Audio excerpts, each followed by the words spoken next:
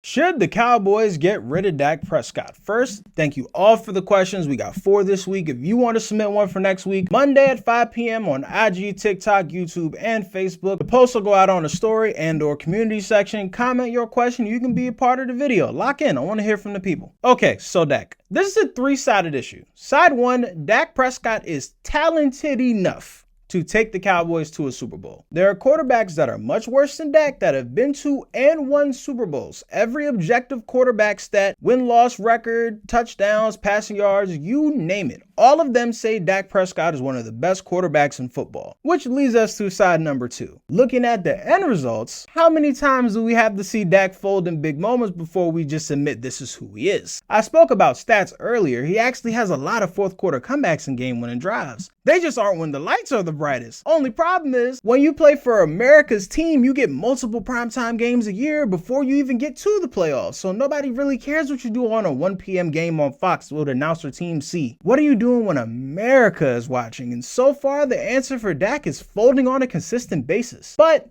side 3, I think, is the most important. Let's say you're the Cowboys and you cut Dak this offseason, okay? And then what? What's the next move? This is a win right now roster. There are no win now quarterbacks that are better options than Dak. Are you gonna draft a quarterback? You won't have a pick high enough to get one that'll be good enough in time. Only available quarterbacks this offseason look like Kyler Murray, Kirk Cousins maybe, Justin Fields. Would you like to take Mac Jones off my hands? You're gonna start Trey Lance next year, who hasn't even started 5 games yet? Do any of those sound like better options than Dak Prescott? Dak is the best of a bad situation in Dallas right now. They got to make it work somehow. More than likely, they're losing the playoffs again. Mike McCarthy will get fired, maybe add a receiver if cap permits, and run it back again next year. Can the Dolphins win the Super Bowl? Can they? Sure they can. Will they?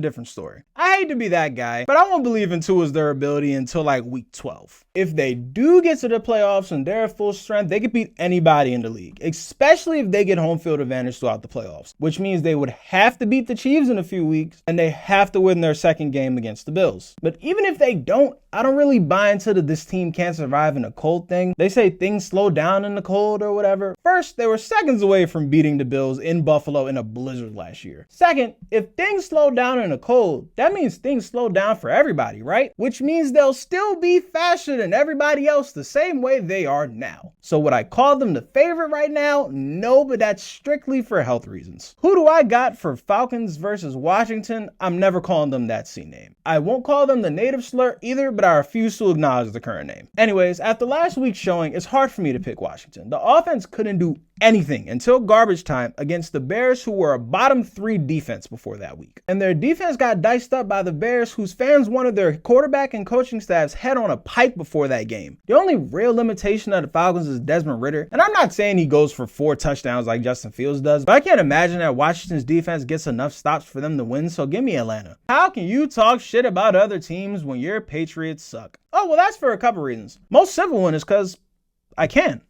And I shall continue to do so. Fuck you gonna do about it. Next, me critiquing teams is never out of malice. I'm never pulling critiques out my ass. In fact, 99% of the time, I give you a visual aid to back up my critique. I just make the critique funnier because it's more entertaining for y'all to watch and for me to write, perform, and edit. If I pick against y'all or say something bad against your favorite team or favorite player, I don't hate you, your team, or your favorite player. I'm simply calling it like I see it. Doesn't mean my word is law, but it is my word. Now for my Patriots sucking, I am fully aware that they suck. I told y'all before the season that they were gonna suck. I've been trying to avoid hitting the panic button, but